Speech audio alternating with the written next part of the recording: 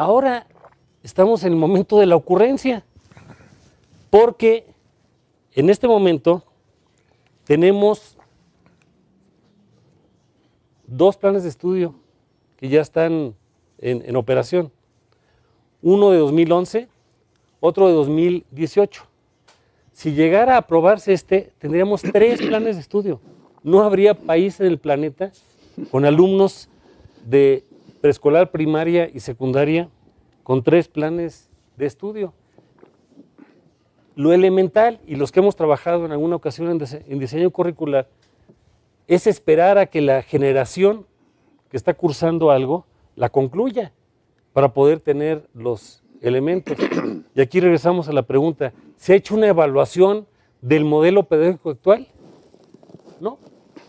Y entonces lo que traemos en el momento es la ideología sobre los contenidos. Sí.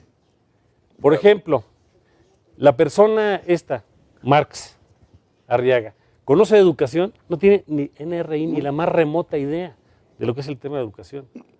Tiene un doctorado en filología, que es el estudio de la lengua.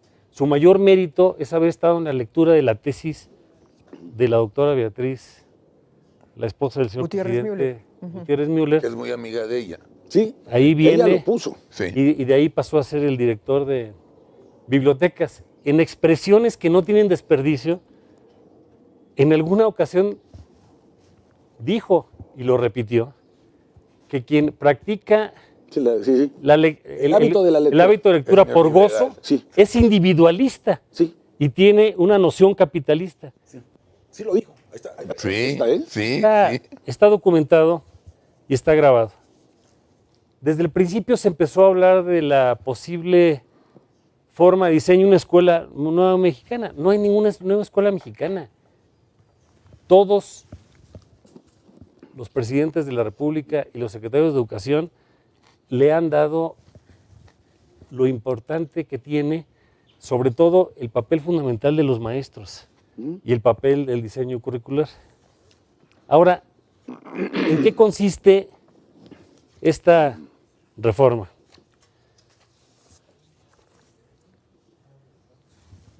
A partir de un diagnóstico en el documento que invito a todos a conocer y formarse su propia... Pero súbelo a tu conclusión. página, súbelo Sí, para que lo podamos conocer todos. lo haré con mucho gusto de inmediato. Se hacen dos cambios muy importantes. Se pasa de materias a campos formativos. Nótese que el texto de la Constitución establece materias. O sea que adelanto que si esto no se corrige y llegase a tener las secciones de constitucionalidad y constitucionalidad, estarían ahí, pero puestas para el litigio de inmediato. Juan Carlos, nada más explícanos qué significa este cambio, qué significa materias y qué significa campos de conocimiento. Sí, con mucho gusto, Beatriz. En lugar de hablar de materias, ahora se van a englobar en 4 campos formativos. 1, lenguajes. 2, saberes y pensamiento científico. 3, ética, naturaleza y sociedad. Y 4, de lo humano y lo comunitario. Ya me imagino en la sierra, en la montaña, en un lugar como Oaxaca, 570 municipios, en donde en el conjunto del país el 45% de las escuelas son multigrado. ¿Qué significa esto? Que no hay un maestro para primero, segundo, tercero, cuarto, quinto, sexto de primaria, sino que un maestro solo en ocasiones tiene los 6 grados de primaria o una combinación. Y no hay baños ni agua.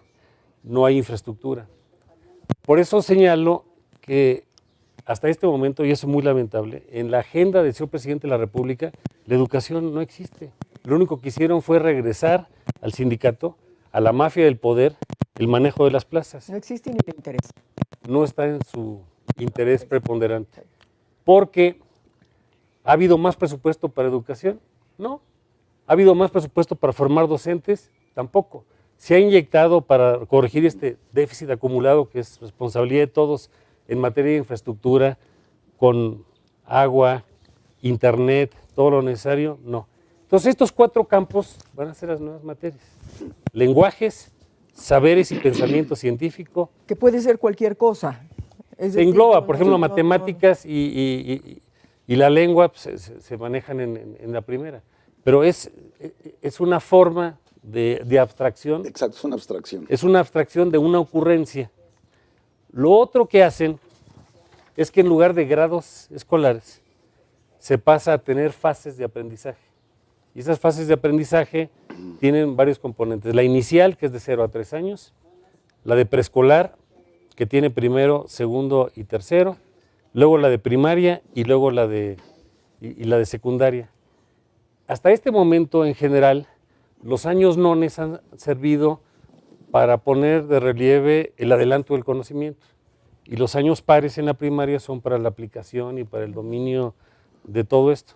Entonces los alumnos van a tener el reto de no tener la certeza de saber si van en primero o en segundo, o en tercero o en cuarto, porque cada alumno va a llevar su propio desarrollo. Por otro lado, tienen un problema con el aspecto de la evaluación. Cuando cambiamos la Constitución en 2018-2019, una palabra que no les gustaba era la evaluación. La evaluación. Porque la consideraban que era punitiva. Y tienen un desconocimiento del tema educativo sobre lo que se le llama las pruebas objetivas. Pruebas objetivas son, por ejemplo, la prueba de PISA, que es una prueba internacional, Sí. que promueve la OCDE, las pruebas que diseñó también a nivel local el Instituto Nacional para Evaluación de la Educación, que lo desaparecieron, y que era un órgano constitucional autónomo de la reforma anterior, y que servía para evaluar a los maestros, a los alumnos, al sistema educativo en su conjunto, porque creen que la evaluación es punitiva. Es cierto que nunca se sabe por completo cómo evaluar, pero no podemos desechar las pruebas internacionales. Se necesitan complementos, por supuesto que se necesita una evaluación formativa con añadidos, pero años de estarnos midiendo con el resto del mundo, basta con ver ejemplos como Polonia. En 20 años cambiaron de manera radical en la prueba de PISA y ahora lo que quieren es quitar ese tipo de evaluación. ¿Qué miden esas pruebas?